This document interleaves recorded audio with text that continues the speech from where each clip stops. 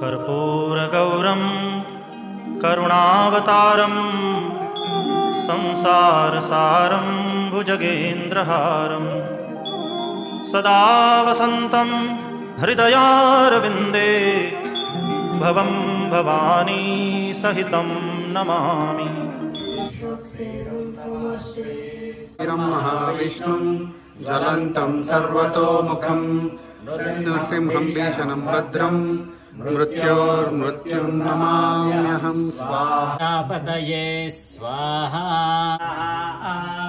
ॐ पुरुषस्य विद्मसहस्राक्षस्य महादेवस्य धीमहि तन्नो रुद्रः प्रचोदयात्। स्वाहा। ॐ पुरुषस्य विद्मसहस्राक्षस्य प्रचोदयात्। स्वाहा। ॐ ब्रह्म प्रचोदयात्। स्वारि धीमहि तन्नो दुर्गे प्रचोदयात्। स्वाहा। ईश्वराय विद्महे सत्यदेवाय धीमहि तन्नः सर्वः प्रचोदयात्। स्वाहा। समस्तलोकाः सुखिनो भवन्तु। शरणं शरणं गणेश गणेश शरणं शरणं गणेश गणेश शरणं शरणं गणेश। तारकं राम राम राम राम राम नाम तारकं रामकृष्ण वासुदेव कृष्णमुक्तिदायकं रामकृष्ण वासुदेव भक्तिमुक्तिदायकं। वीरशूरवन्दितं रावणादिनाशकं वीरशूरवन्दितं रावणादिवंदितं रावणादिनाशकं वीरशूरवन्दितं रावणादिनाशकं। आञ्जनेय दीप्यमान राजनात्ररूपकं। शिव शिव शिव शिव शिव नरे शिव केशवुलु सममनरे। स्कन्दपूर्वजाय नमः।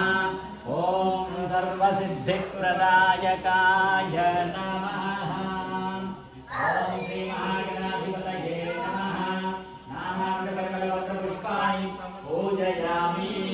సువర్ణ దివ్య మంత్ర పుష్పం మనసా సమర్పయామి. లింగం ఏంటంటే మధ్యస్థంగా ఉంటుంది. ఇది సాకారము కాదు, నిరాకారము కాదు. అంటే మనం నిరాకారాన్ని వర్షిప్ చేయడానికి వెళ్ళే ముందు ఫస్ట్ మనం ఏంటంటే ఒక విగ్రహాన్ని చూస్తాం. విగ్రహాన్ని పూజ చేస్తా చేస్తా గ్రాడ్యువల్లీ విల్ గ్రాడ్యుయేట్.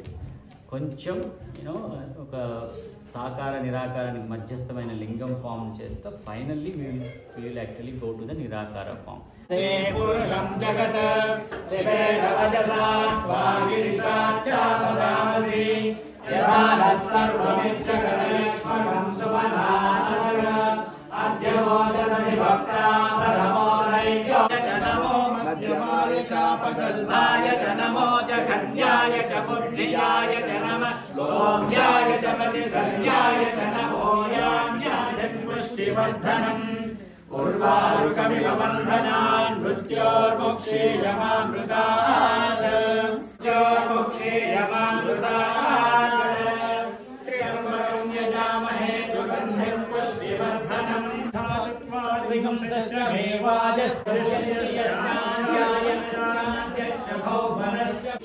చతుష్పదే భవాత్ పునః తతో విశ్వం వ్యక్రామద.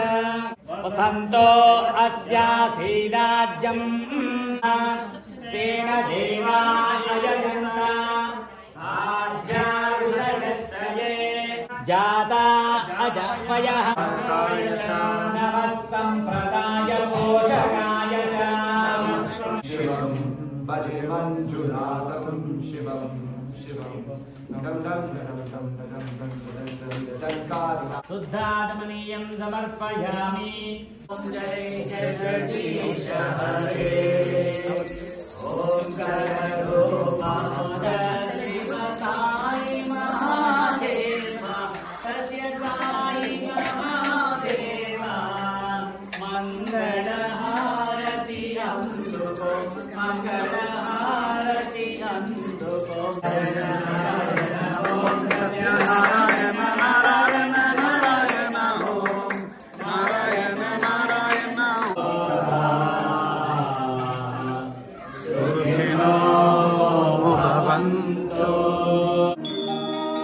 मङ्गलं भगवान् शम्भुः मङ्गलं वृषभध्वजः मङ्गलं पार्वतीनाथो मङ्गलायतनोहरः सर्वमङ्गलमाङ्गल्ये शिवे सर्वार्थसाधिके शरण्ये त्र्यम्बके गौरी नारायणि नमोऽस्तु।